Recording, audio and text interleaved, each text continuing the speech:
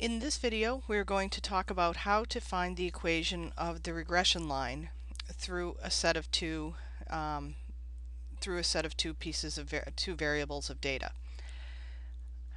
What we're going to do, and as we discussed in class, the equation for the regression line is y hat equals a plus bx, where a is the intercept of the regression line, the y-intercept, and b is the slope of the regression line. And we talked about a formula in class where you could calculate this by hand using the means of the two sets of data, the standard deviations of the two sets of data, and the correlation values. But now that we've practiced that, we can use Excel to simply calculate the values for us.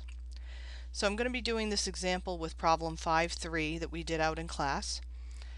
So here's our set of data, and we're going to click on our formula button to bring up the formula list for us.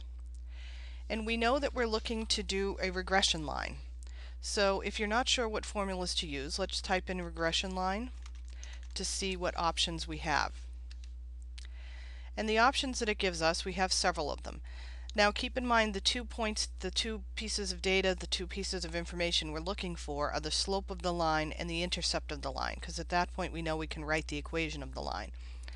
So in this list of possible formulas, we see there's one here for slope that says it's the slope of the regression line. And there's one here for intercept that says it calculates the intersect of the regression line. So these are going to be the two formulas that we're going to use. So since I'm in the box next to the word slope that I typed, where I've labeled the thing that I'm going to calculate, we're going to choose slope here by double clicking.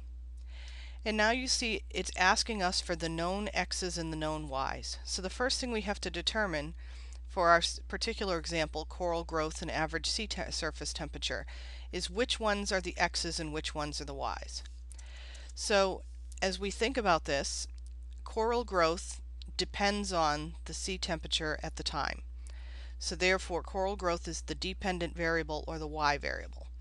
So we're going to highlight our coral growth values for our known y's, and then our sea surface temperatures for our known x's.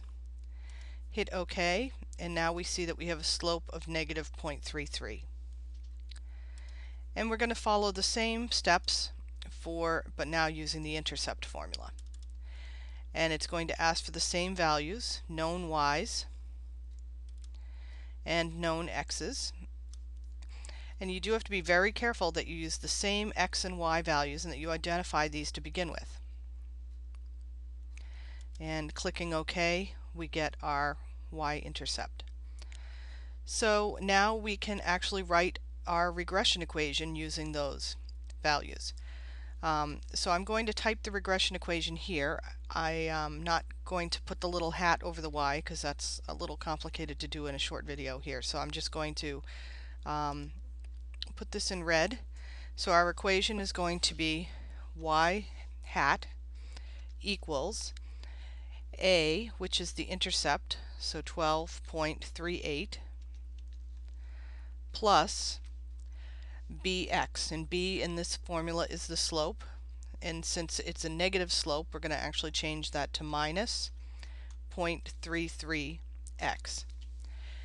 And now this is the equation of the regression line that predicts values for this relationship between coral growth and average sea temperature. So for example, if we had an average sea surface temperature of exactly 30.00, if we plug that in for x and solve the equation for y, we would have the estimated coral growth that would occur in a sea with an average surface temperature of 30.